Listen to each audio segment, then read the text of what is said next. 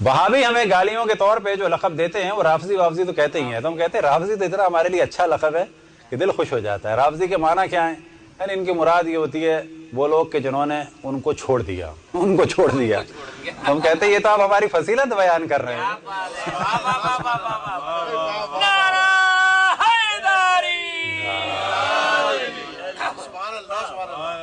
और हम और ज़्यादा फजीलत बयान करते हैं, हम उनमें से नहीं है कि छोड़ना दो तरीक़े का होता है। बाज़ वो भी हैं जिन्होंने एक तरीक़े से छोड़ा है, बाज़ वो हैं जिन्होंने दूसरे तरीक़े से छोड़ा है। हम वो हैं पहले तरीक़े से छोड़ने वाले, कि हमने उनको पहले कभी पकड़ा ही नहीं था जो छोड़ा। तो यहाँ पे कहा जाएगा देखा ही नहीं उनकी जानिब, अल्लाह सुब्हानहू व तआला का शुक्र है। लेकिन अगर किसी ने कभी पकड़ा हुआ था और छोड़ दिया तो वो और ज़्यादा।